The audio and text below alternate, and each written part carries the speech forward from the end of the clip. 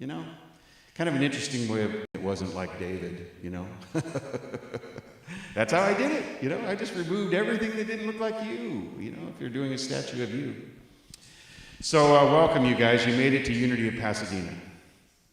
You know, it's really interesting how I feel when I drive into the driveway. I just give this feeling of awe. You know, I get to see people that I haven't seen for the week, for the most part. For those of you that I haven't seen in quite some time, welcome back. For those of you that I haven't seen for a couple of weeks, hey, it's so great to see you and look in your eyes and feel the atmosphere of who you are. And this place has an atmosphere. Unity of Pasadena has an atmosphere, and you can feel it. When I drive into the parking lot, that's what I feel. I go, I'm here, I'm home. So we're a loving community that just does the next indicated thing with kindness and love in our hearts. We welcome our live streamers who we know are doing the same thing from wherever they're coming in from, but they're here on Sundays, and we'll have a list, and I get to welcome them toward the end of the service because they're going to make a comment that lets us know that they're there. We get to see them on our Facebook or YouTube page. So yeah, it's a good thing to be able to connect, you know, and our ability today, you know, with the technology that we have is pretty special. It allows us to bring in people from Tennessee and Michigan and Chicago, Illinois, and all over the world, if that were the case, and sometimes it is. People get to watch us in their time, or they get to watch us later on, which is really, really great too, because there's a recording on YouTube and Facebook of this, in case you want to see it again. So, with all those welcomes behind us, I want to start us with a statement of unity. I want us to feel this oneness. I want you to know that you're holy, because anything that's holy is right here, right now, and it includes you. So this is the way I do it. There's only one thing.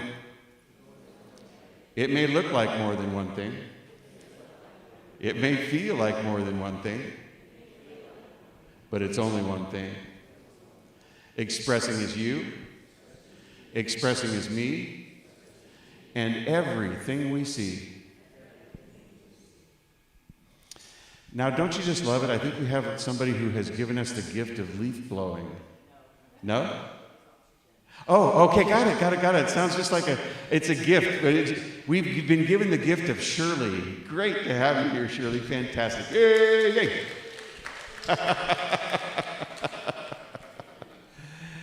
So, yeah, that's all a form of love. You know, I mean, you bring it, it brings you. And it works just beautifully.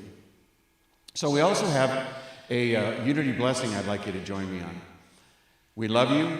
We bless you. We appreciate you just the way you are. And we have a statement of faith. There is only one presence and one power active in my life and in the universe, God the good omnipotence, and I am one with that presence and power. So let's just sink into our seats and enjoy the feeling of this place, the atmosphere, the beauty. Just enjoy that the plants are growing and thriving just beyond the window. We can see them become a part of their lovely lives, and they give us that which is theirs to give, which is just the beauty and oxygen. We just are so grateful for what it is that we have, not only here at Unity of Pasadena, but as a space, as a place to grow and transform here, this magnificent, beautiful blue pearl. We're grateful. I'm going to start with gratitude. We're grateful for all that we have. We're grateful for the things that show up during the day. We're grateful for the challenges because they allow us to think in a deeper way. They bring about something new for us to ponder, maybe even some new action to take. We're grateful for whatever it is that steps into our lives, whether it be a human being or a pet. And we just do the next right thing, the next indicated thing. We're so grateful for life itself. I know that as I stand here, we're in the presence of God. I can feel it. I feel the love. I feel the caring nature of this thing called life. And I know that that's the power behind all that we see. That's the God in each of us. And so I know that Unity of Pasadena, this very special place, is guided by an incredibly special group of people. Our board of trustees deserve great thanksgiving for all it is that they do to make sure that this space is open and welcome to everyone. After all, we are Unity. We're so thankful for our musicians that bring this magnificent spirit with what it is that they sing. The magnificent words that they sing bring us to a higher level so that we understand what it is we're doing here at even a greater transformed level. We're so thankful for our prayer chaplains who hold the light for us. They're here. They're here to serve you. They will stick around after the service to help you through prayer. If you want to just stay in your seat, that's what they do. We're so thankful for our greeters and our PowerPoint and our sound and all the people that do the things that we would call volunteer work. They're here. They give from their hearts. We love them as they love us. With that gratitude, I know that this service is perfect. It's already done. We have absolutely done it right. We've come together. That's the harder part. Now we're here to give to each other. With that great thanksgiving, I release it. I let it go into the law of mind, and I know that it's done. Together we say, and so it is. Amen. Well, that was a little longer today. Come on in, heaven. Helen, I called Helen heaven. I mean, she is, isn't she? I mean, that's Helen in a nutshell, heaven. I called you heaven instead of Helen. Yeah, I mean, it's a, you know, with all the other words I was saying, it became a tongue twister, but I like it. Let's go with that. Well, it's time for a 3-minute question. And Laura, so glad to have you back. So glad to have you here sitting in this very space. We're just really happy for you to see you. I'm going to do the 3-minute question. Let's see if I can do it in 3 minutes. I might have to change the name of it. The 3-minute and 56-second question. I've been short. I've been short of 3 minutes before, haven't I? Once or twice. All right. So,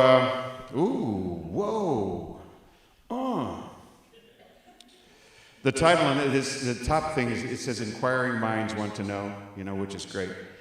So, should we exorcise, conquer, or integrate our demons? Are demons real? Ooh, isn't that interesting? So let's answer the first question. The answer to that is yes to all three. Yes, we need to exorcise, which is get rid of. We need to conquer or integrate our demons.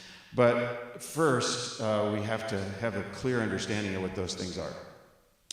Charles Fillmore, by the way, when he wrote The Revealing Word, gave definitions to words that are commonly thought of as something other than what they really are. And so he says in The Revealing Word that demons are really error thinking.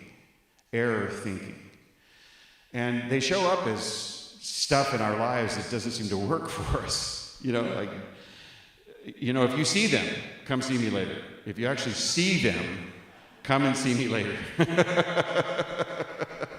If you feel them, let's talk about how to uncover, discover, and discard that error thinking. Because that can be done.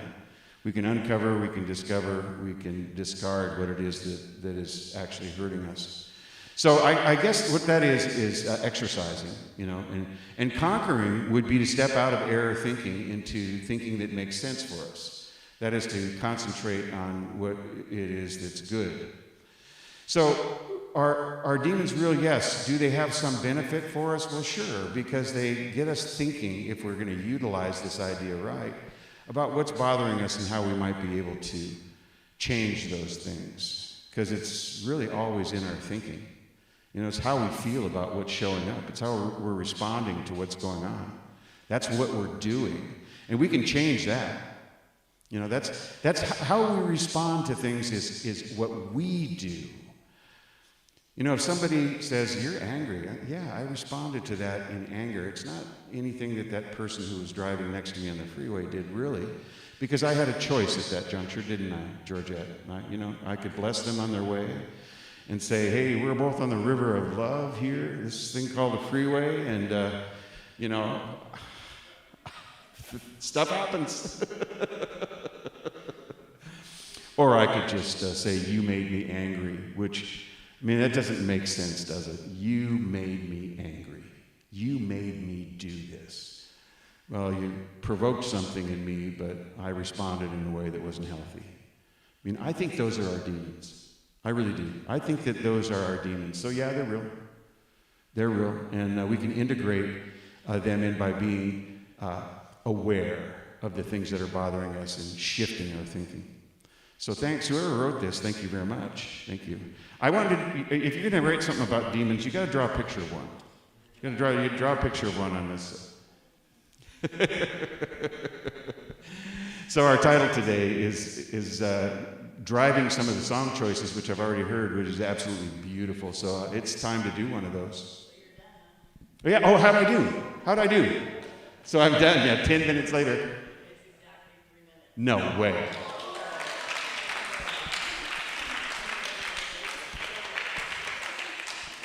She just didn't want me to change the title of this.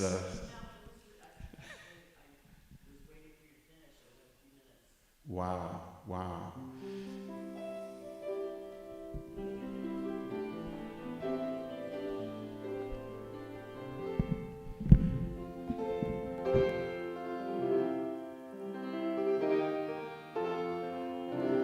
God of glory, God of power, God of goodness, God of grace,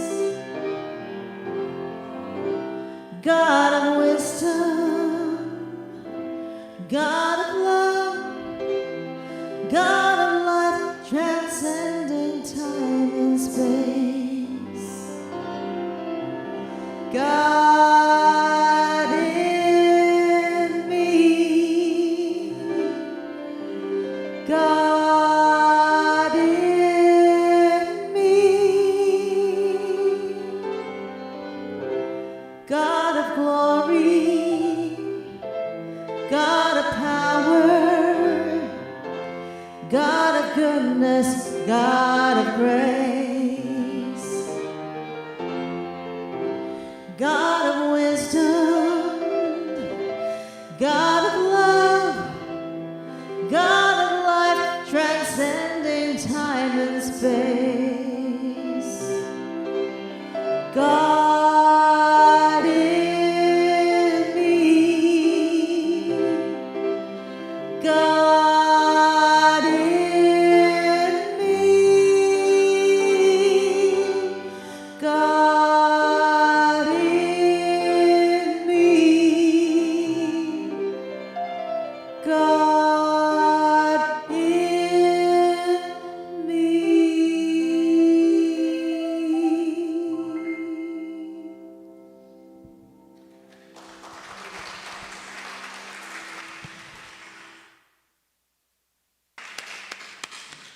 Thank you, Felice. Thank you, Mitch. Amazing. Good morning. Today is September 28th, 2025, and the daily word is beautiful. The world becomes beautiful when I find God in it. When I am fully present to life, I find beauty everywhere, looking up at shimmering stars, walking through fields of marigolds, or sitting by the ocean. I rejoice in the beauty of nature.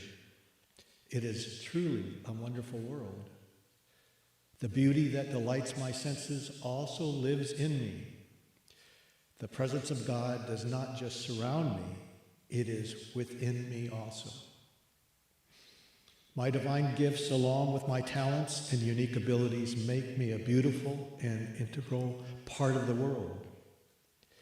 When I live into the fullness of my divinity, the expression of my humanity is simply beautiful. I am a radiant spiritual being. and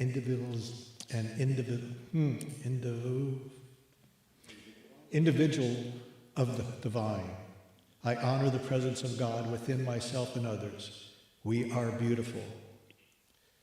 One thing I ask of the Lord that I will seek after, to live in the house of the Lord all the days of my life, to behold the beauty of the Lord. Psalms chapter 27, verse 4.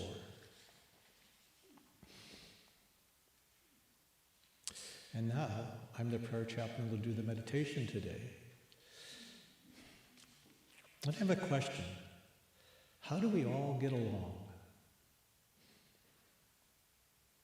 Reverend Rosemary Fillmore Rhea, born in 1925, and she passed in 2012.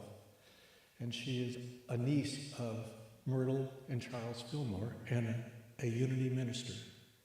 And she wrote this: choose the path to forgiveness. We are looking at our complex and conflicted world.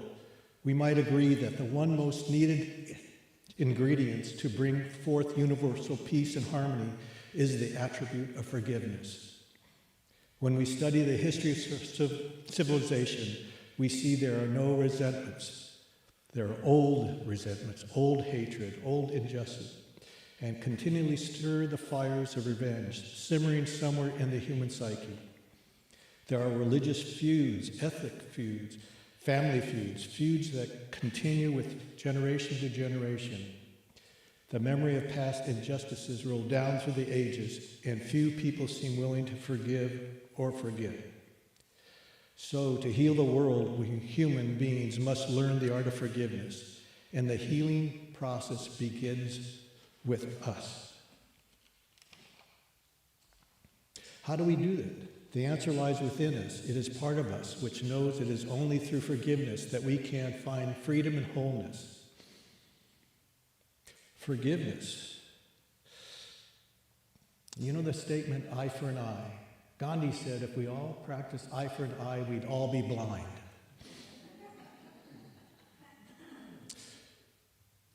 Paul said in Romans, he admonished us. He said, repay no one evil for evil, but take thought for what is noble in the sight of all. If possible, so far as it depends upon you, live peaceably with all.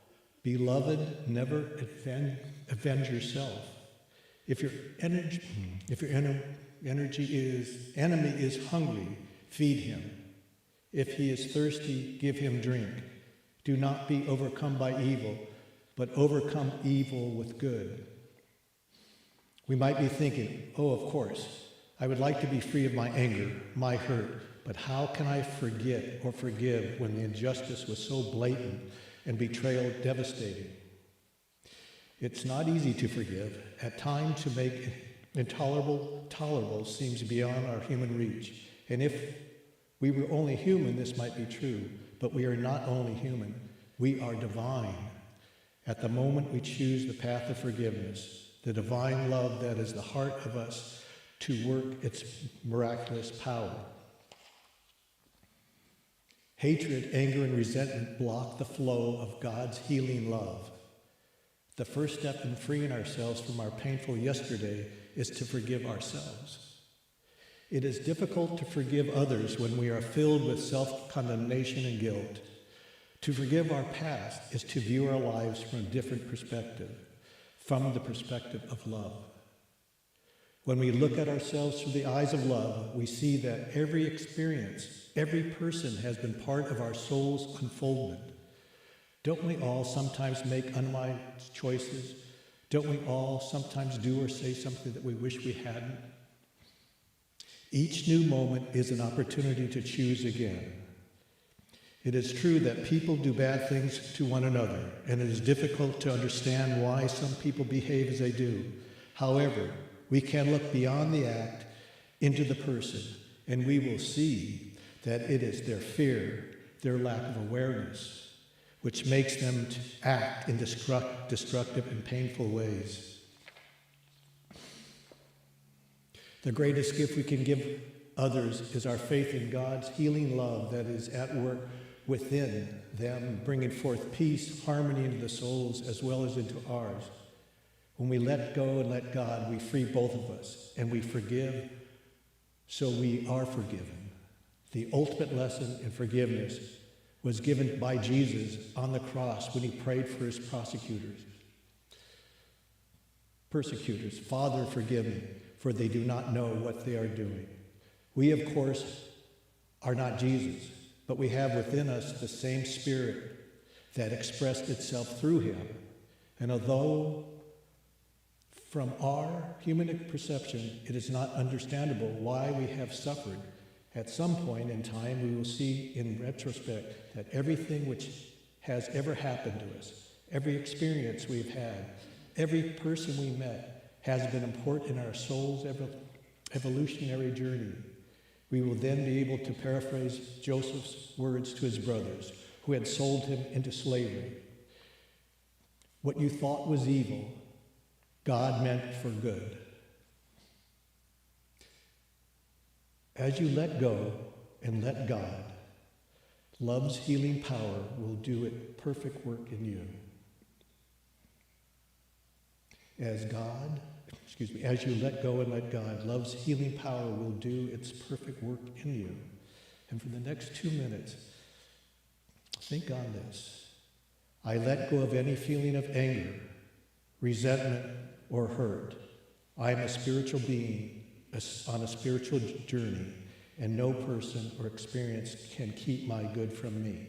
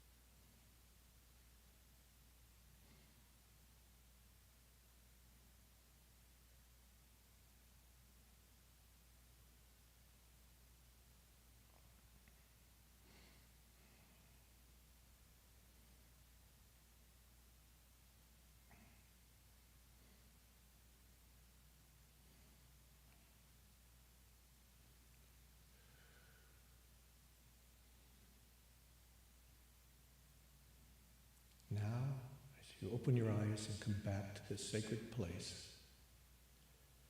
let us say the prayer of St. Francis together. God, make me an instrument of your peace. Where there is hatred, let me so love. Where there is injury, pardon. Where there is doubt, faith. Where there is despair, hope. Where there is darkness, light. Where there is sadness, joy.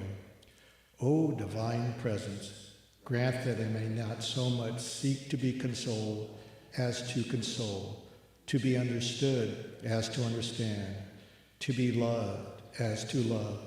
For it is in the giving that we receive, it is in the power that we are pardoned, and it is through grace that we are given eternal life. If anyone would love a prayer, we have prayer chaplains after service. And just sit in your seat and one of us will come over to you. Would the prayer chaplains please stand up? Thank you.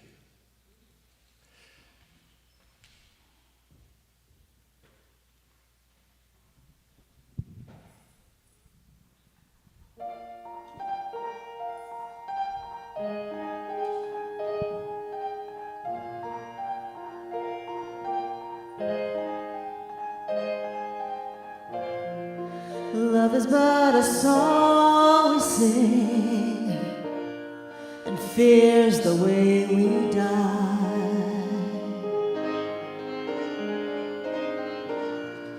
You can make the mountains rain, or make the angels cry.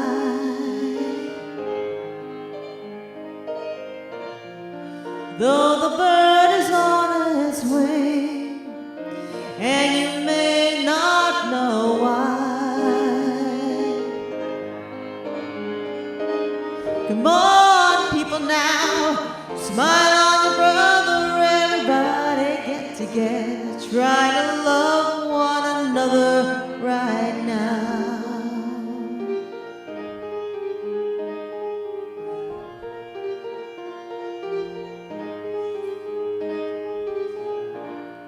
Some may come and some may go, we will surely pass.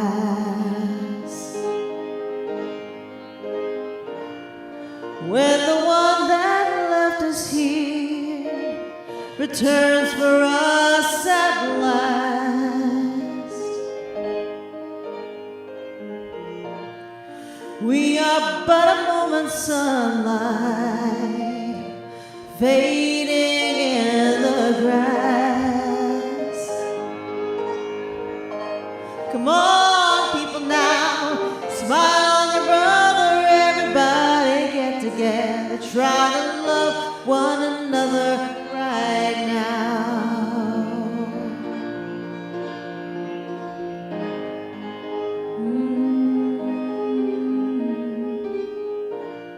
If you hear the song I sing, you will understand.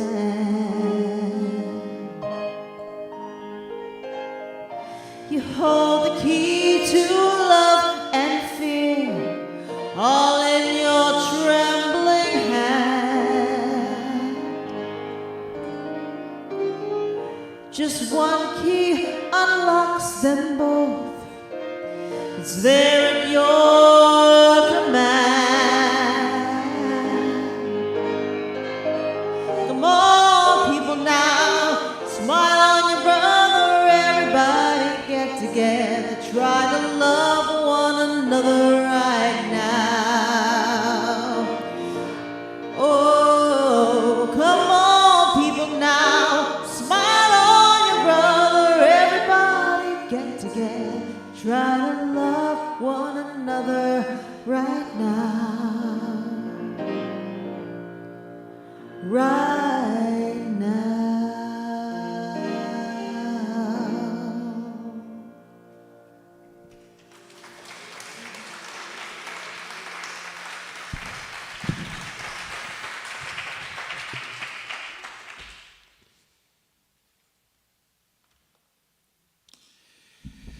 Well, that was sort of an anthem when I was growing up. You guys remember that? Yeah, there was a little flower child stuff in that too. You know, I was enamored with the Youngbloods version. You know, the Jesse Colin Young and the Youngbloods, and yeah, I just enjoyed that song very, very much today. Thank you very much for bringing it. It's right on with regard to what we're asked to do. You know, we're asked to love one another. We truly are. Hard thing, though. It's a hard thing. You know, there are other anthems that were brought to our attention. Let's see, did you ever see the movie Scrooge? Not Scrooge, but Scrooge. See that movie? And I think the catchiest song in that was Scrooge singing as he's walking down the street, "I hate people." I mean, there's an anthem for you there, right? I mean, that's out of a totally different era, you know, bringing that idea.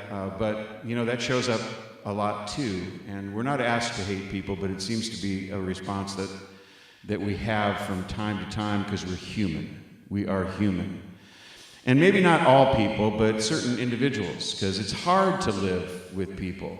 It really is. I mean, the talk title is pretty serious today because this is not an easy thing to do. I mean, everywhere we go, there's people, and getting along with them there's a real trick to it. I mean, there are some things that we have at our disposal, some words of wisdom that have been around for a long, long time, and some that are just reiterations of the truth that haven't been around quite as long. But we can use those things, and we do use those things, and people write about those things still today because we don't do it very well. We don't do this getting along with people thing very well. But here's the truth, and this is why I'm talking about it.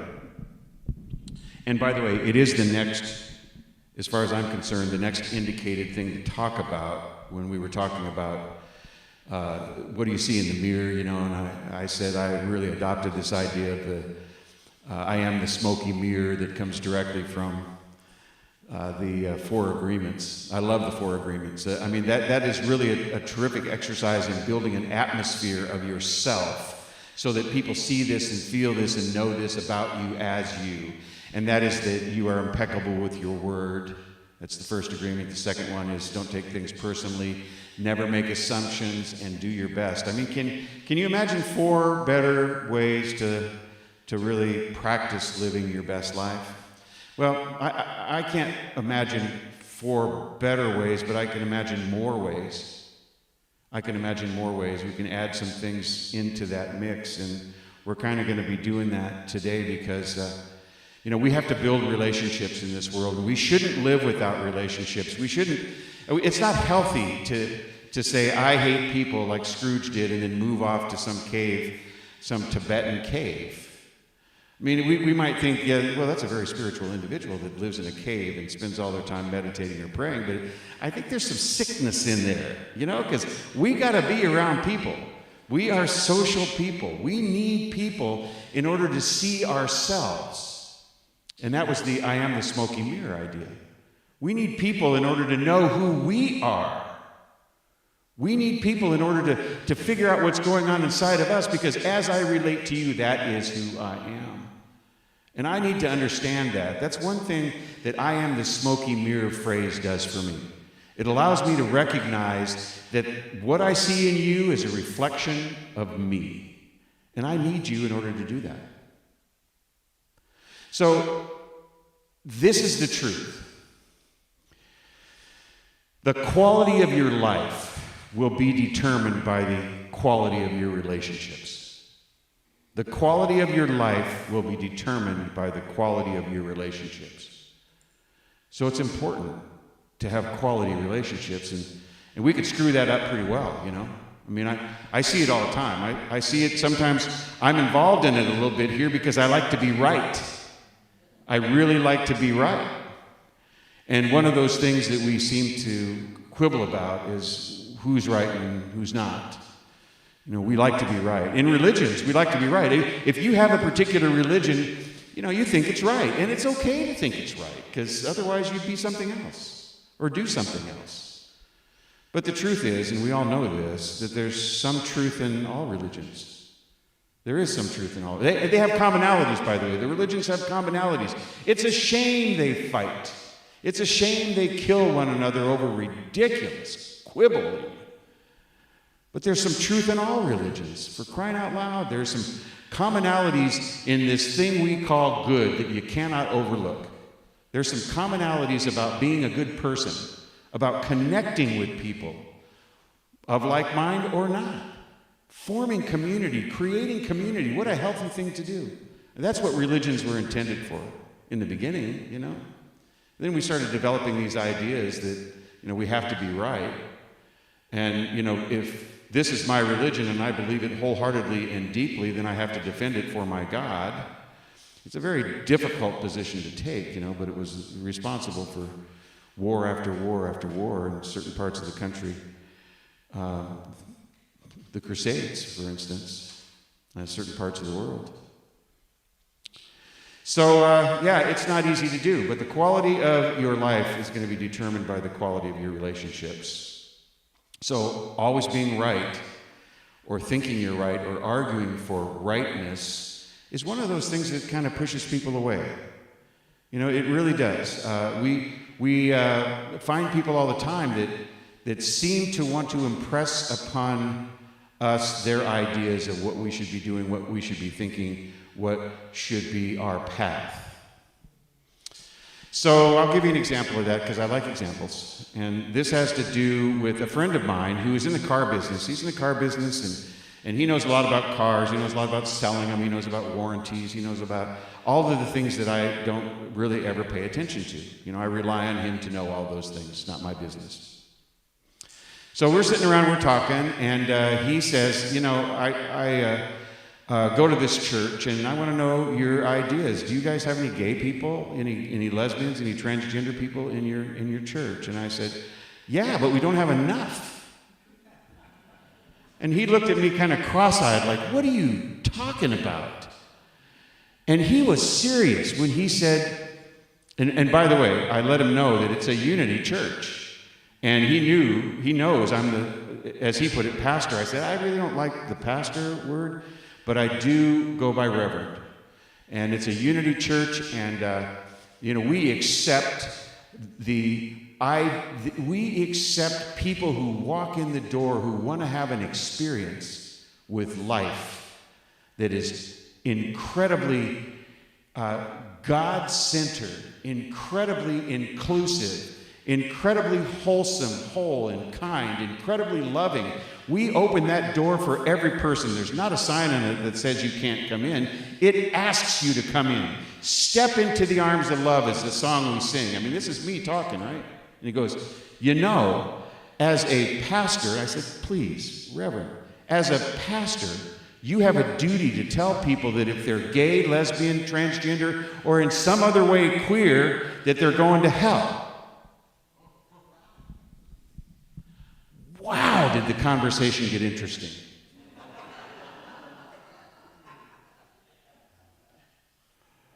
I have a duty to tell the congregation that if they are in this fashion or this way or that way, that they're going to hell. Man, like I said, I would never tell him how to sell a car. Ever. What made him think that he could stand there and talk to me about what I need to say to you guys? Can you imagine that? Well, he's right, he says. It's right. It's in the Bible. I said, it's not. He says, oh, yeah, it's right there in Leviticus. And I said, oh, boy, you know what? Maybe we can find some common ground here. Reading the Bible is a good thing. And when you do so, you'll find some contradictory things. You're going to find that this idea here, let's say the context is 2,700 years before this. The context of this is different than the context of this. And so let's look at what we're asked to do today. We're asked to love God and love others. I mean, that seems to me to be high on the priority list of what's really true, right? Love God and love others. It sort of kind of cancels out any ideas you have about wearing tassels on your clothes or not eating shellfish or, you know, removing yourself from a bleeding woman. For crying out loud. You know, I mean, where are you with this? And so I was offended, but I did not tell him that. I did not tell him that I was offended because I knew that would make it worse. I did not try to change his mind. I knew that would make it worse. There isn't anything I could say to him to make him believe something other than what it is he believes. Now, that's letting alone the idea of hell. I mean, that's another open conversation. There's a whole different can of worms. I don't want to get into that. Just didn't want to get into that. We find people who they want to hold on to that rightness. They want to hold on to that rightness, and holding on to that rightness can disrupt relationships, destroy relationships. It can get you, everything you never wanted in life can be brought to you by standing on this I am right mountaintop.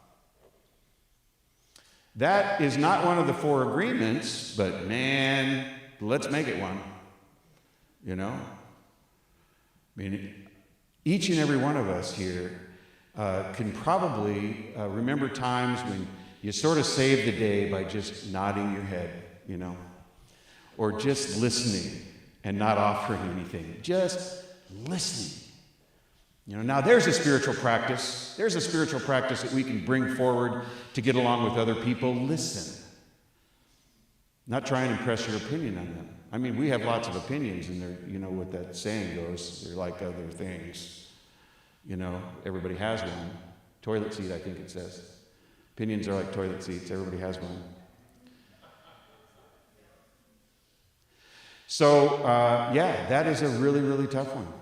But you know, I also know that there's another really difficult thing that I can do to make myself unlikable, and that is to be, or to disrupt relationships. Maybe not allow them to fully form. I can be easy to offend. I can be one that is offended by just about everything you say. You say something and I go, oh, yeah, that's about me. Now that is one of the 4 agreements, you know. I mean, don't take things personally. Do not make assumptions. A lot of people do that. They'll make assumptions that it's about you. It's not about you. It's not about you at all. It's about the way they think. It's about what's inside of them. All sorts of ways to look at that. But there are lots of us that are easily offended. When I say lots of us, I mean out there, somewhere. We run into them. You can say something, and ooh, they are offended by that. And sometimes they'll let you know, or sometimes they'll just turn to somebody else and tell them how offended that they were by what it is that you said. And, you know, take your pick. Both of them are poisonous. Both of them are poisonous. You know, for us to be offended by something is useless activity. It really is. And I don't mean for you to be a doormat. That's not what I'm talking about here. But it's useless activity to be offended by the things that people post, for instance, on Facebook, for crying out loud. I mean, it's useless activity to engage in some sort of a war with somebody over something that they posted. You know, I'm offended. Well, they don't know you're offended, for crying out loud. You know, you're not defending anything at your doorstep, so you don't need to make some sort of a comment on Facebook and start a war. That never works out well, by the way. I mean, if you've ever seen them unfold or been a part of them, it never works out well. But here's what being offended, especially when you're in person with somebody who is easily offended, does. You're unable to develop an authentic relationship with that person. And if it's you, just know that people are unable to develop an authentic relationship with you because they're afraid that they might say something that will offend you. And so the conversation isn't authentic. The time spent together isn't authentic. It's real difficult to be around people who are easily offended. What do I say next? How do we talk about this? I can't tell you the truth. I can't do anything. Can't tell you a story. And you have an opinion about it and you're offended. Oh, it's hard. It's really, really hard. I would suggest to you that if you're easily offended, take a deep look inside. Do some work to see why that is. And you know, there's some lines that, you know, are apropos to this, but who hurt you, little one? You know, who hurt you, little one? Because a lot of it has to do with trauma that we have received in our lifetime. It probably needs to be healed. I mean, it's better, it's easier, it makes life more livable. So, you know, Jesus was faced with this group of people who were about ready to stone a woman to death for her conduct. It was allegedly adulterous conduct. It was at some sort of it was actually, if you dig deeply into the history of it, it was at a festival around water.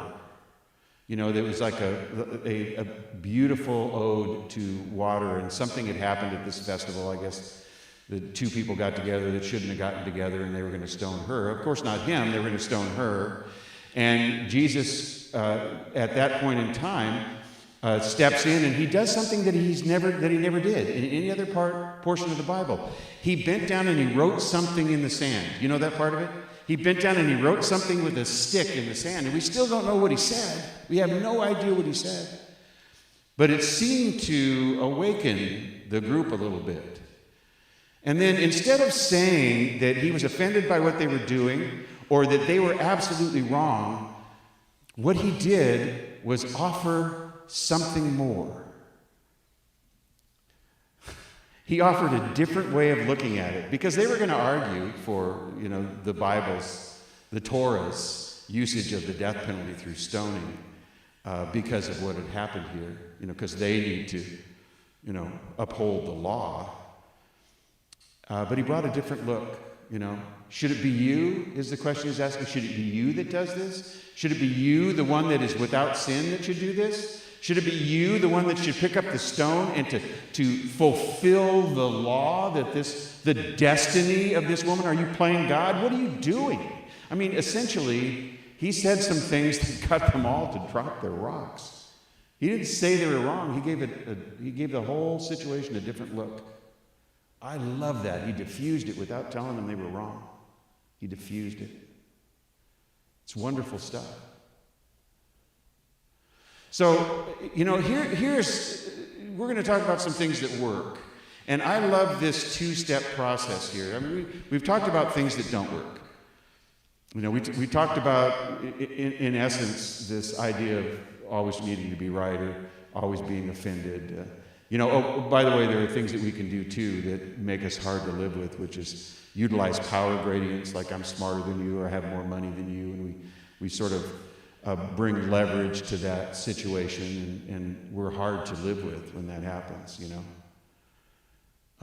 You withhold your good. You withhold the depth of who you really are when you use those little leverage tools, separating you from them, creating a power gradient, differential.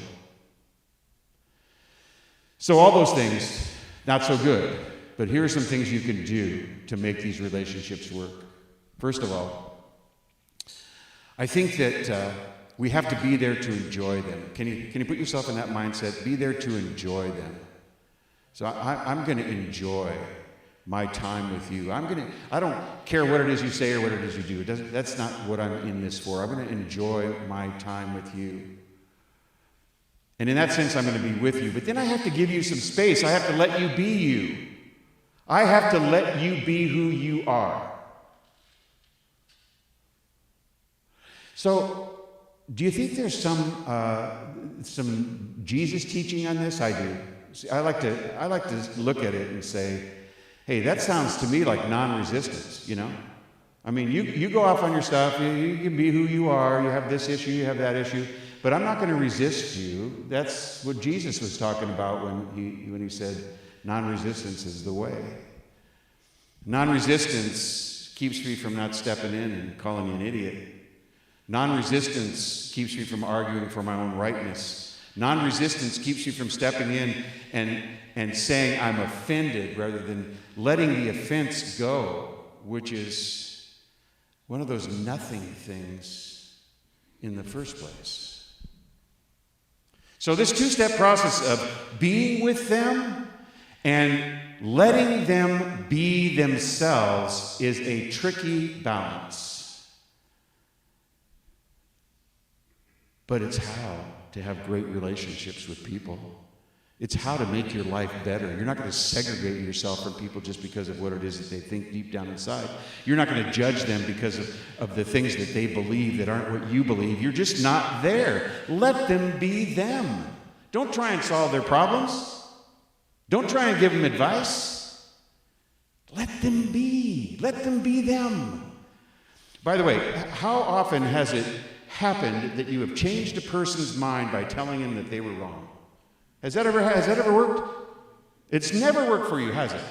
It's never worked to argue your position because they dig in deeper. You know that. It's never worked.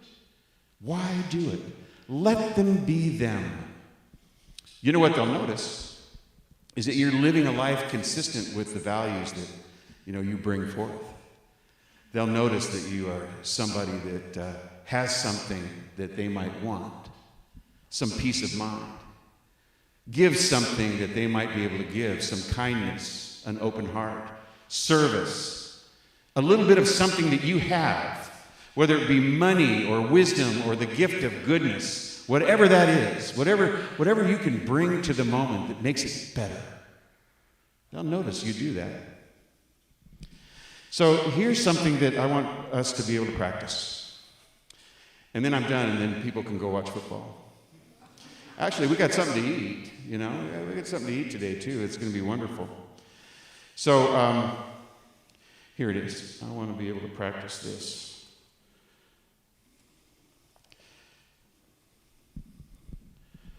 Small writing.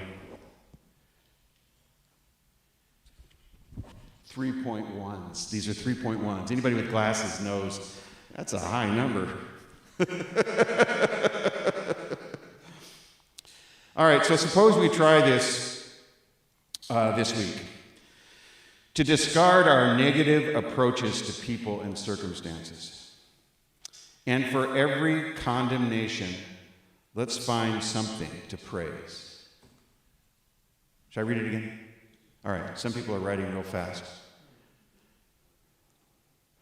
Discard our negative approaches to people and circumstances. And for every condemnation, let's find something to praise. I want to be around people like that. And you know what's cool? I am. And so it is. Amen. Thank you, guys.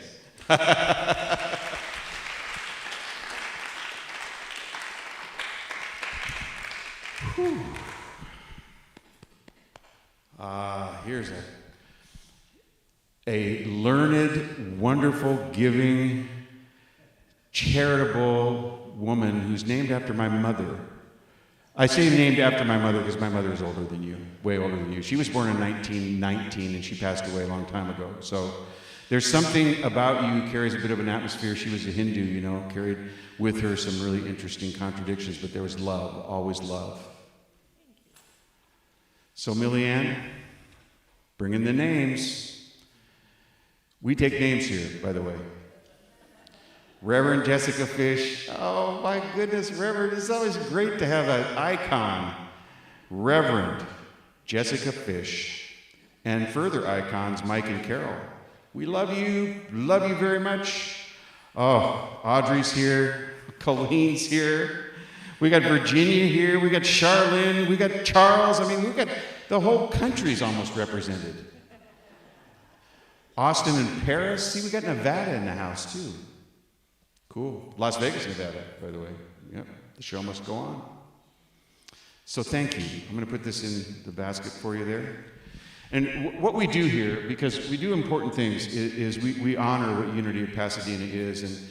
And this is how I think about my circulation. I want to give to those things that give to me. I want to give to those things that give to the community. I want to give to those things that make life better.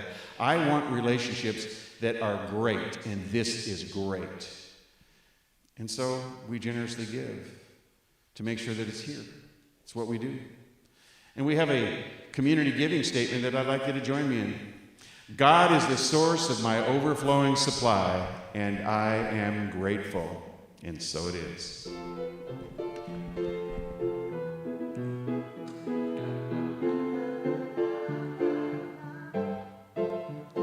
Why can't we be friends? Why can't we be friends? Why can't we be friends? Why can't we be friends? I seen you around for a long, long time. I remember you when you drank my wine. Why can't we be friends? Why can't we be friends? Why can't we be friends? Why can't we be friends? I seen you walk around in Chinatown. I called you, but you didn't look around. Why can't we be friends? Why can't we be friends? Why can't we be friends? Why can't we be friends? I pay my money to the welfare line. I see you standing in it every time. Why can't we be friends? Why can't we be friends? Why can't we be friends? Why can't we be friends? The color of your skin doesn't matter to me, as long as we can live in harmony. Why can't we be friends? Why can't we be friends? Why can't we be friends? Why can't we be friends? La la la la la la la la la la la. Why can't we be friends?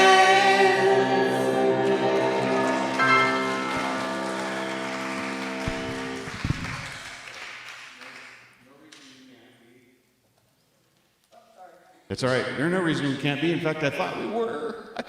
We are. Great song. I love that. So we have tithes and treasures here, and we're so thankful. So we say a little prayer over them because this seals for us exactly what it is our responsibility is all about. So I know that Unity of Pasadena will use these tithes and treasures for the benefit of Unity of Pasadena and the consciousness of the entire community, as it pushes out a consciousness of love, as it teaches a message of kindness and love and truth.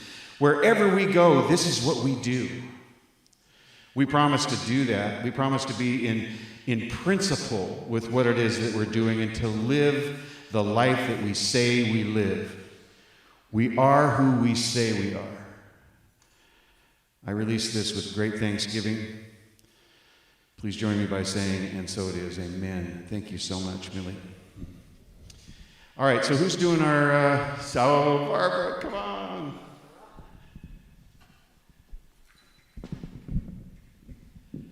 I think it's about there for you. I don't want to take anything. That's all right, I'll just take it down. Good morning. Good morning. Hope you're enjoying the season of fall. Yes. Okay, fantastic.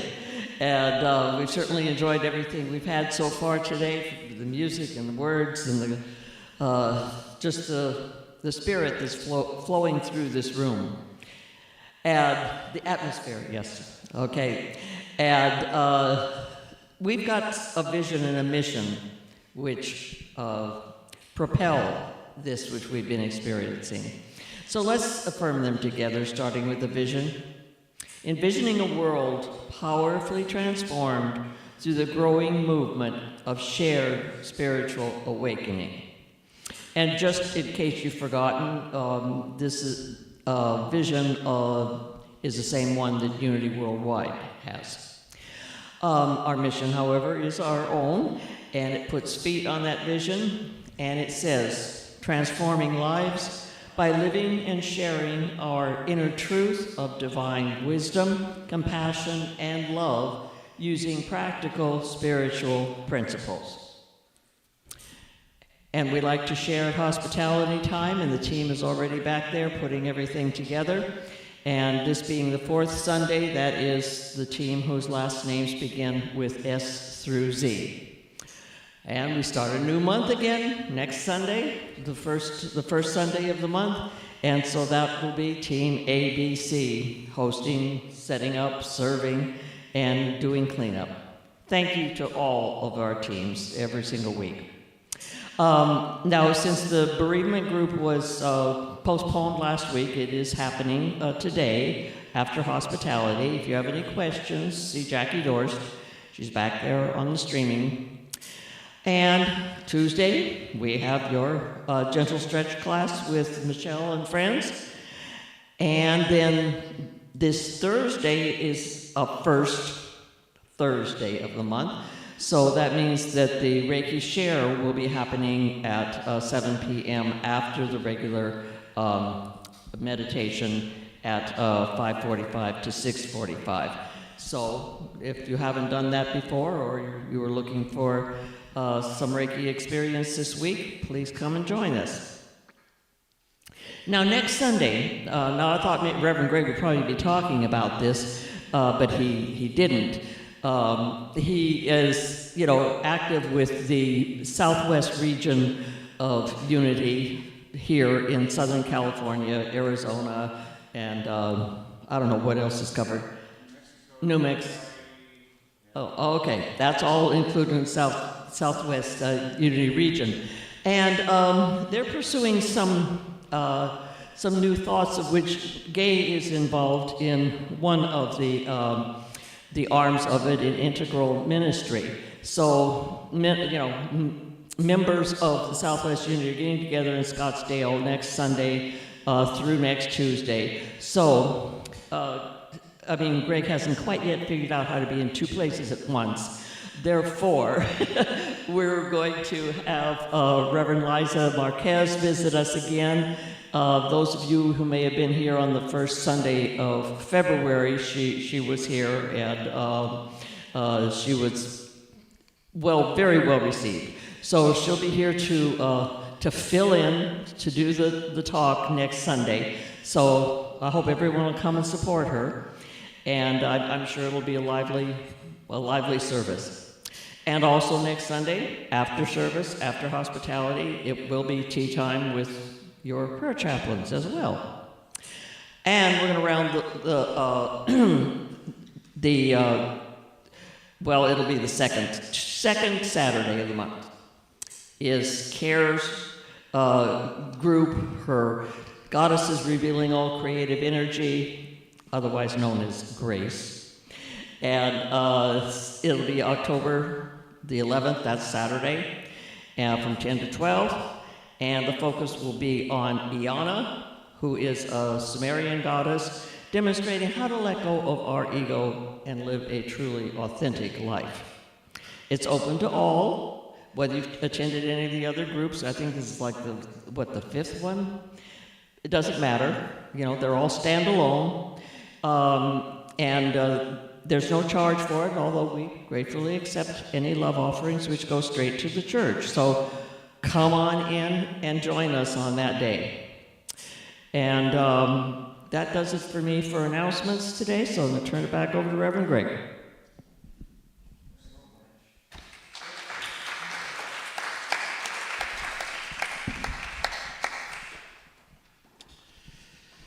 Okay, so thank you, Barbara. Barbara's board president, by the way, and incredible.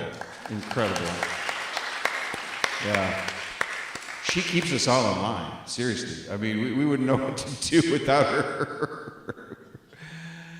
All right, so we're going to do the silent unity prayer for protection. And in order to do that, let's stand.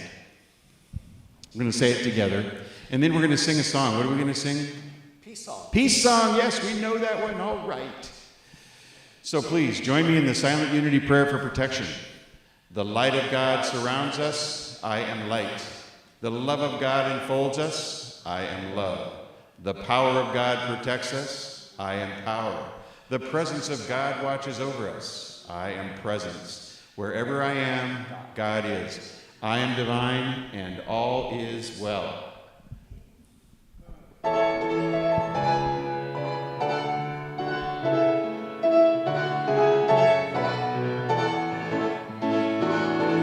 Let there be peace on earth, and let it begin with me.